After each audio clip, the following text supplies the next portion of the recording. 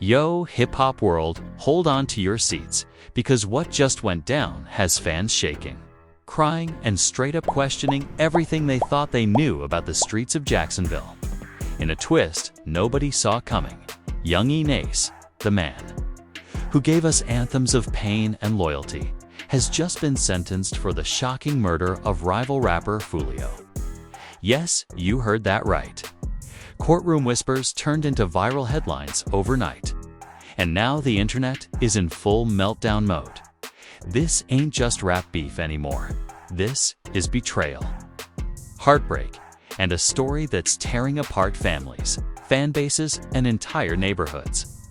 Eyewitnesses claim Ace walked into court with his head high, but his eyes told a different story, a storm of regret, rage, and maybe relief. Meanwhile, Foolio's crew was posted outside the courthouse, screaming for justice, while Ace's supporters clashed with them in a scene straight out of a movie. People are asking, was this revenge? Was it a setup? Or is Ace just another rapper, caught in a system that's been gunning for him since day one? Stick around, because what I'm about to tell you is messier, wilder, and more twisted than anything you've ever seen in rap history. The air outside the Duval County Courthouse was thick with tension. A line of black SUVs had just pulled up, and out stepped Yungeen Ace, flanked by two suited lawyers and his older brother, who kept his hand firmly on Ace's shoulder. Cameras flashed, fans screamed, and you could hear the chant of his name from one side of the crowd, while the other side roared Foolio's name back in defiance. The police had set up barricades, but that didn't stop the insults from flying over them. Ace walked slow, head slightly tilted down, his hoodie shadowing most of his face. His lips were pressed tight, like he was holding back a storm of words he wanted to unleash. Behind him, his mother tried to keep her composure, but her eyes were red, and every step she took seemed heavier than the last dot inside the courthouse. It felt like everyone was holding their breath. Reporters filled the back rows, their fingers already poised over keyboards. Foolio's family sat on the left, dressed in black, their eyes locked on Ace with a mix of grief and fury. Ace's supporters sat on the right, whispering among themselves, some shaking their heads as if they still couldn't believe this was happening. The prosecutor stood, painting a picture so vivid that you could almost see it play out in your and your head. He described the night of Foolio's death as if it were a scene from a tragic film. The rain coming down in sheets, the screech of tires, the sudden eruption of gunfire that shattered the peace of a quiet Jacksonville block. This was not an accident, the prosecutor said, his voice cutting through the room like a knife. This was calculated. It was personal. And the evidence will show that Yungeen Ace had every reason and every opportunity to carry it out. Ace shifted in his seat, but didn't break his gaze from the judge. The defense attorney leaned in, whispering something in his ear, and Ace gave the faintest nod in the front row. A woman suddenly stood up, was Foolio's cousin, her voice trembling but loud enough for everyone to hear. "You took him from us, Ace. You took him." Security quickly guided her out, but the damage was done. The courtroom was buzzing, and the judge had to call for order twice before things calmed down. Then came the first big twist of the day. The prosecution called their first witness, a man who was supposedly a friend of Ace's from back in the day. His name was Darius, but everyone in the streets knew him as D-Lo. He walked in wearing a wrinkled button-up and kept glancing at the floor, avoiding Ace's eyes entirely. "Mr. D-Lo," the prosecutor began, "were you present on the night of June 14th, the night Julio Foolio was killed?" D-Lo hesitated, then said, "Yeah, I was there." You could feel the ripple go through the room. He went on to claim that Ace had been furious after a diss track Foolio had dropped just weeks before. According to him, Ace had told the crew, "It's time to end this once and for all." The defense immediately jumped in. grilling D'Lo about his own criminal charges and whether he had been offered a lighter sentence in exchange for his testimony. He stumbled over his words, sweat dripping down his forehead. But the seed had been planted in the minds of everyone listening. Outside the courthouse during recess, fans clashed in the parking lot. One of Foolio's boys confronted an Ace supporter, yelling, "You think he's a saint? You blind, bro?" It nearly turned into a brawl before police stepped in.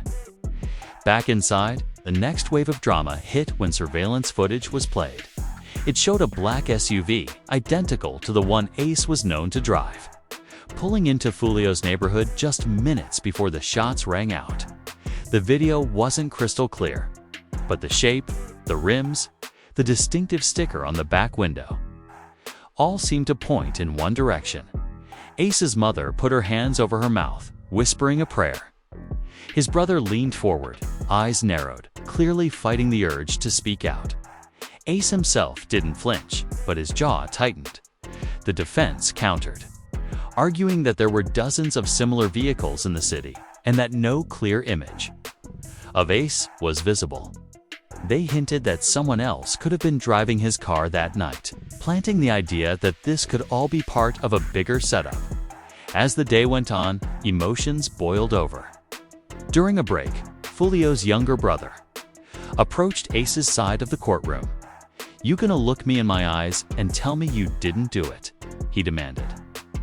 Ace stared back, silent, until his lawyer stepped between them and told him to sit down. But the real gut punch came when the prosecution revealed text messages, allegedly from Ace, to an unnamed contact, saying, "He ain't gonna be a problem no more after tonight." Gasps filled the room. The defense claimed the messages were taken out of context, saying they could have been about a show cancellation or even a personal dispute unrelated to Foolio. But the timing was damning. The day ended with the judge announcing that testimony would continue tomorrow, but everyone in the room knew the damage was already done. Whispers swirled about who else might be called to the stand and whether Ace himself would take the risk of testifying. Outside, the crowd had grown larger, with both sides yelling over each other, their words mixing into an ugly storm of loyalty and hate, as Ace was escorted to the waiting SUV. He glanced back at the courthouse steps where Foolio's family stood. His eyes lingered for a moment, and something passed between them, anger, regret, maybe both. His mother followed close behind, muttering, "We're gonna fight this. We're gonna fight this." But in the shadows of the crowd, someone was watching someone who claimed to know what really happened that night. And they weren't ready to stay silent much longer. The figure lurking at the edge of the courthouse crowd that day wasn't just any random face. It was Malik, a name that hadn't been spoken much in recent months, but used to echo through Jacksonville's streets. Malik had once been in the same circles as both Ace and Foolio, moving between crews like a ghost, collecting stories and secrets nobody else dared to say out loud. His hood was pulled low, but his eyes followed every move Ace made. Every interaction, like he was piecing together a puzzle that only he understood. Inside a dimly lit diner across the street, Malik sat down with a local blogger who was known for dropping underground info before it hit the headlines. The blogger hit record and leaned in. "You saying you know what really went down that night?" the blogger asked. Malik's voice was low, almost a whisper. "I'm saying, everybody pointing fingers at Ace, but they don't know the half of it. Foolio had beef with more than just him. And there's people in this city that wanted Foolio gone way more than Ace ever did. Back in the courthouse, the second day of testimony began with an unexpected witness, an older man named Leonard, who claimed to have been working security at a gas station 2 blocks from the crime scene on the night of June 14th, Leonard told the court he saw 2 cars racing down the street just minutes before he heard gunshots. One of them, Leonard said, looked like the SUV they keep talking about. But the other car, man, nobody talking about that one. dark blue sedan, tinted windows. I had never seen it around there before. This single statement sent murmurs rippling through both sides of the courtroom. The defense latched onto it instantly, suggesting that maybe there was another player. In the mix, someone who had slipped through the cracks while all eyes were on Ace. The prosecution, however, quickly tried to downplay Leonard's account, calling it unreliable nighttime observation. Outside the courthouse, the streets were heating up. Local radio stations were running call-in shows where fans and residents argued over whether Ace was guilty or being set up. "Look," one caller said, "I'm from the West Side. I seen what beef does to people. It ain't about music, it's about survival." Foolio wasn't no angel either. Another caller shouted back, "Man, stop making excuses. If Ace did it, he gotta pay, just like anybody else." The trial took another wild turn when the prosecution dropped what they called the smoking gun, a street camera clip from a different angle, showing the black SUV turning off the main road and heading toward Foolio's block at 11:42 p.m. The camera's timestamp matched the window of the murder, almost perfectly. Ace's lawyer jumped up. "This footage proves nothing. We don't see my client. We don't even see who's inside the vehicle. There's no proof he was driving that night." But then the prosecutor smirked and said, "True. But we do have something else." He clicked a remote, and another image popped up on the screen, blurry still from a convenience store camera, showing a man in a black hoodie filling up gas earlier that evening, standing beside what appeared to be the same SUV. The outline of the man's face, though grainy, had a resemblance to Ace that was hard to ignore. The defense pushed back hard, pointing out the lack of clarity in the image. Still, you could feel the atmosphere shift, like the tide was turning against Ace. Meanwhile, in a private corner of the courthouse lobby during lunch break, Ace's mother confronted Dilo, the friend who had testified against him. "Why you lying on my son?" she demanded, tears streaking her face. "You know he didn't do this.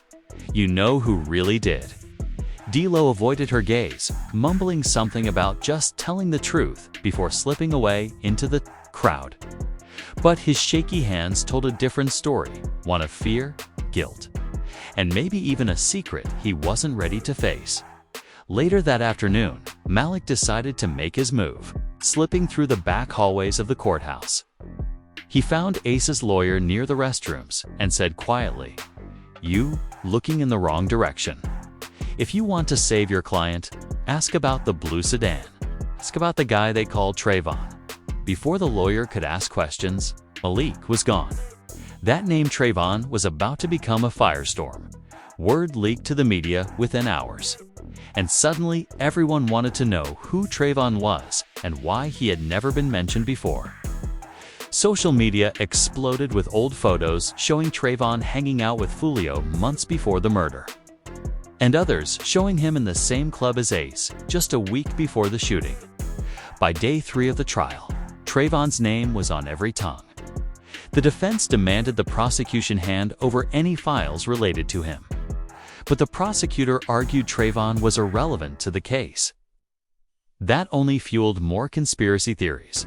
Foolio's single quotes as sister broke her silence in a teary interview outside the courthouse. "I don't care who else y'all try to blame. Ace was the one who wanted my brother gone.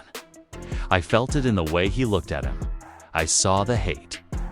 Inside the courtroom, Ace sat stone-faced, but his leg bounced under the table.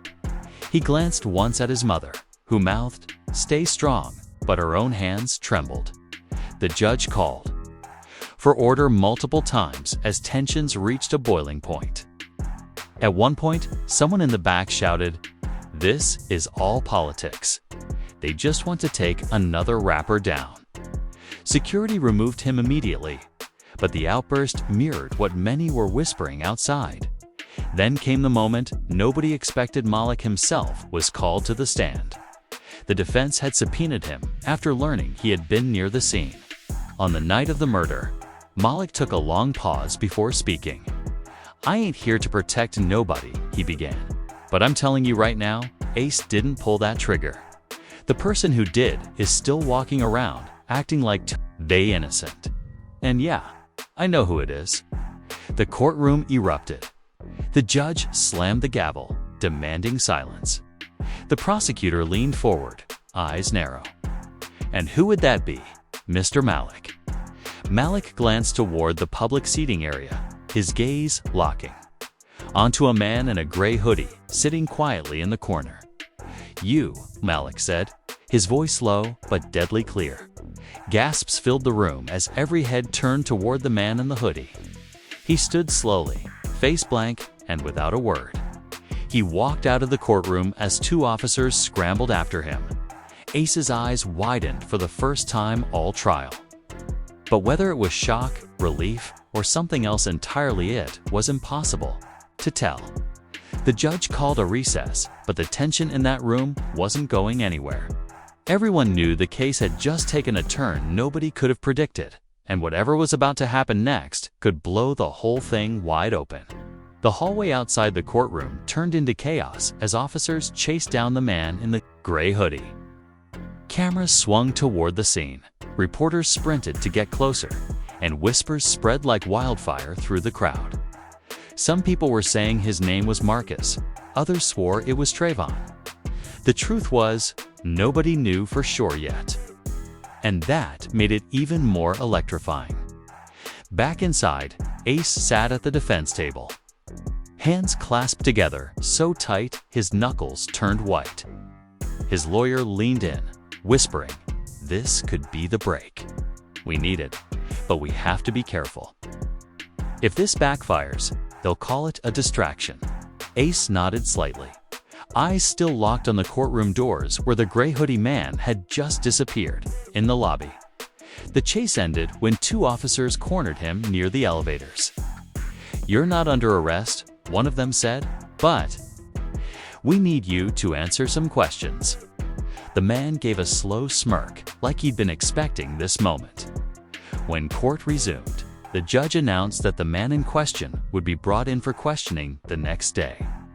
The prosecutor looked visibly irritated, as if this twist had just thrown their entire strategy off balance. Meanwhile, Malik was still on the stand, and the defense pressed him to explain how he knew the gray hoodie man was involved. Key leaned into the microphone, his voice steady but his eyes scanning the room. "I was there. Not right at the scene, but close enough. I saw that man get out of the blue sedan, the one y'all pretending doesn't exist. And he wasn't alone. There was another person in the driver's seat. Someone who knows both Ace and Foolio." Gasps and murmurs rose again, and Ace's mother put her hand over her chest, whispering something under her breath. The prosecutor jumped in quickly. "Mr. Malik, are you aware that making false accusations in this court could result in criminal charges?" Malik didn't flinch. "I'm aware. I'm also aware that y'all been building this whole case on half a story." Outside, the streets around the courthouse were becoming a spectacle. Vendors had started selling t-shirts with Ace's face on them, alongside shirts reading "Justice for Foolio." News vans parked in every available spot, and influencers were live streaming to tens of thousands of viewers, narrating every rumor and unconfirmed update they could get their hands on. That night, Ace's older brother Jamal met with Malik in a parking garage downtown. "You better be telling the truth, man," Jamal said, his voice low but shaking. "My brother's life is on the line." Malik looked him dead in the eye. "Truth ain't the problem. Problem is, people in this city don't want the real truth to come out." The next morning, the man in the gray hoodie confirmed to be Trayvon finally took the stand. The whole courtroom seemed to lean forward as he raised his right hand and swore to tell the truth. His expression was unreadable. The defense wasted no time. "Mr. Trayvon, where were you on the night of June 14th? Trayvon paused for a long moment before saying, "Home." The defense tilted their head. "Home. And do you own or have access to a dark blue sedan?"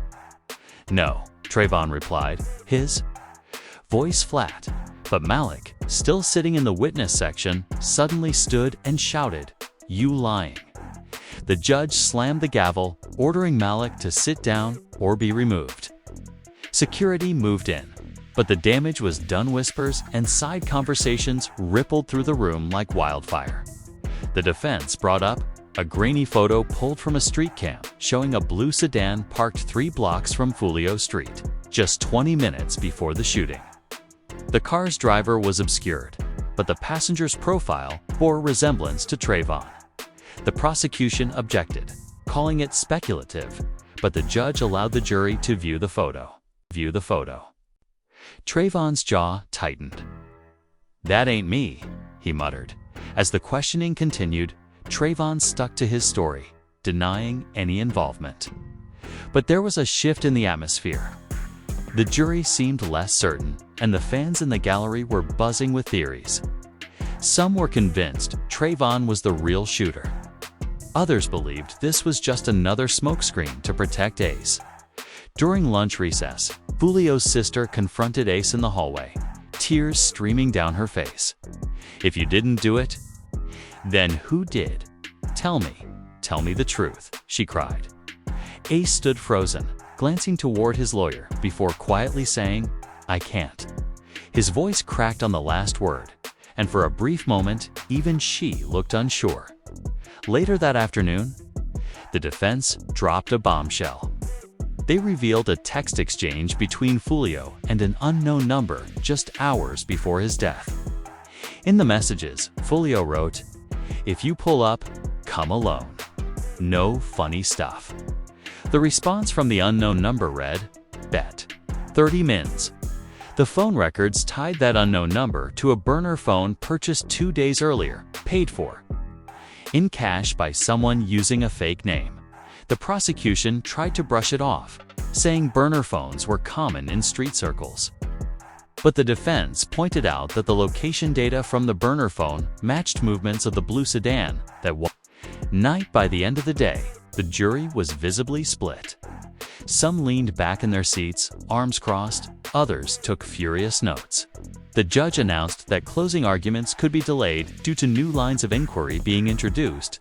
Outside, Trayvon slipped away from reporters, disappearing into a black pickup truck that sped off without headlights. Malik watched from the courthouse steps, his face set like stone. Jamal approached him. "So now what?" he asked. Malik lit a cigarette, exhaled slowly, and said, "Now we wait.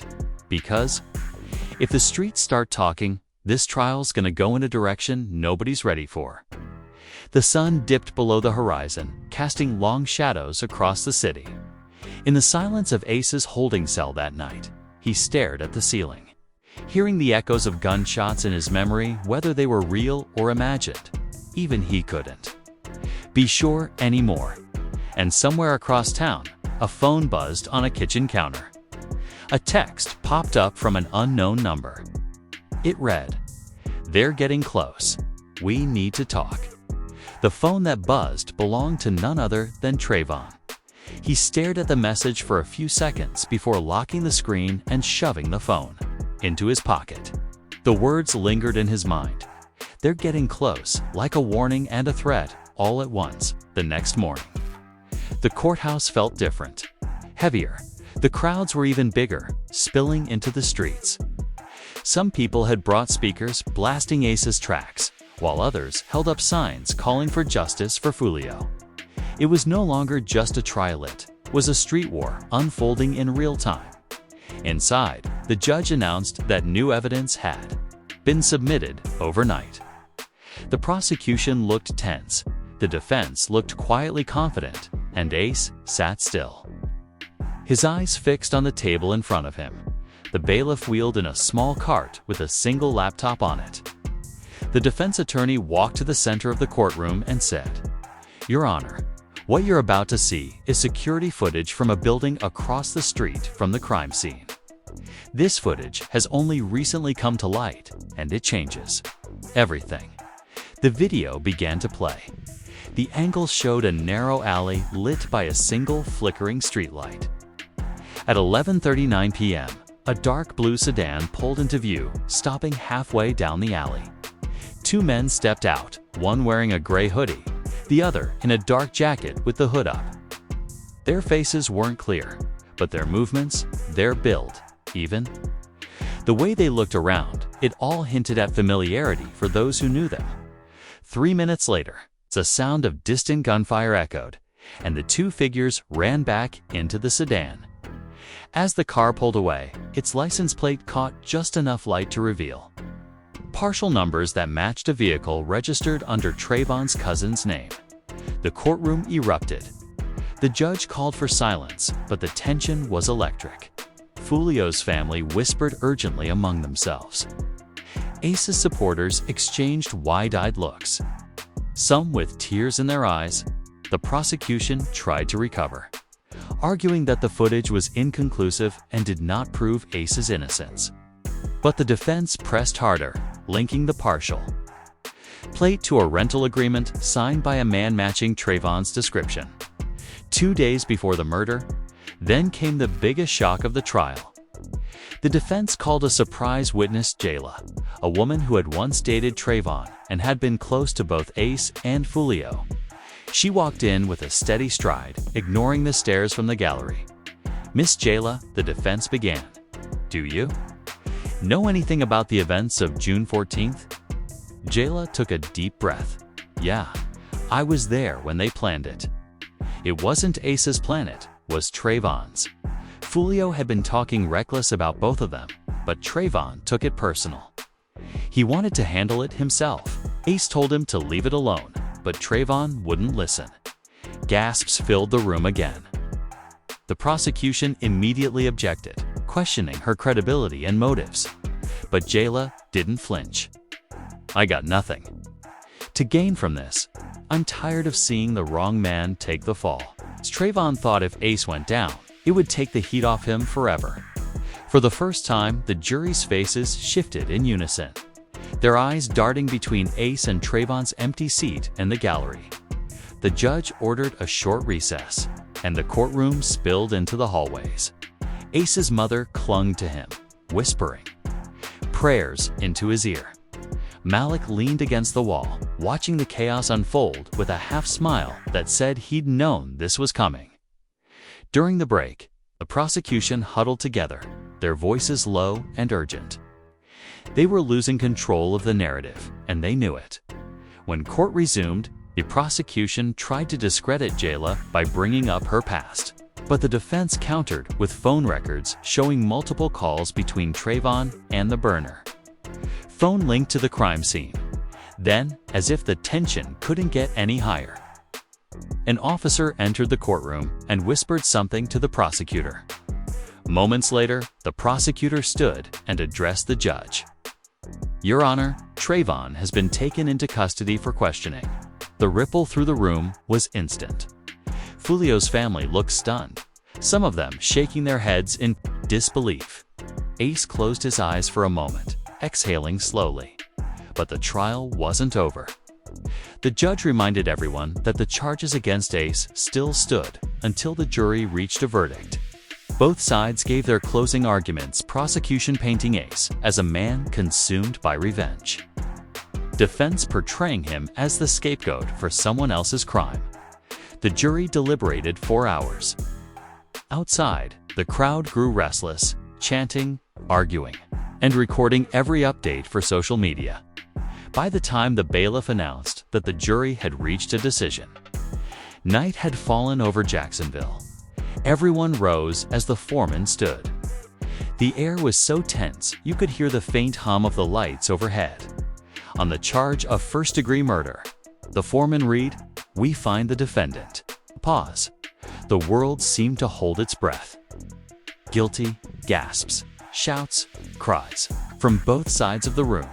Ace's mother collapsed into Jamal's arms, screaming his name. The judge banged the gavel, calling for order. But it was drowned out by the chaos. Ace sat still, his face unreadable. But his eyes, those told the real story. They weren't the eyes of a man who had been caught, but of someone who knew the truth was still out there, rotting in the dark as he was led away in cuffs. He glanced at Malik, who gave him a slow nod. Like this wasn't the end, because somewhere in the city, Trayvon sat in an interrogation room. And the detectives were about to hear a version of the story that could turn everything upside down again. And just like that, the gavel fell and the courtroom's fate was sealed. Yungeen Ace, found guilty for the murder of Foolio. The streets lit up instantly. Some celebrated, claiming justice had finally been served, while others swore this was the biggest miscarriage of justice Jacksonville had ever seen. But here's the thing, this story doesn't end here. Trayvon, the shadow figure at the edge of this entire drama, was still sitting in that interrogation room when the news broke. Sources say he didn't flinch when they told him Ace was going down. He just leaned back and smiled. Why? That's the question on everyone's mind tonight. Jayla's testimony, Malik's warnings, the mysterious blue sedan of it now sits like loose threads dangling from a case that's supposed to be closed. But you and I both know, in the rap game, in the streets, nothing is ever really over. The truth doesn't die, just hides until it's ready to burn everything down. So now, it's over to you. Do you think Ace really pulled the trigger? Or was he the perfect fall guy for a setup that played out right in front of our eyes? Could Trayvon's arrest blow this whole conviction apart? Drop your thoughts in the comments right now. I'm talking theories, receipts, anything you got. Make sure you smash that like button if you want the full breakdown of what happens next. Because trust me, the streets are already talking, and I got sources ready to spill. Hit subscribe so you don't miss the next chapter, because if you think this trial was the end, you're dead wrong. This is bigger than rap beef. This is loyalty, betrayal, and survival all fighting for the last word. And we're just getting started.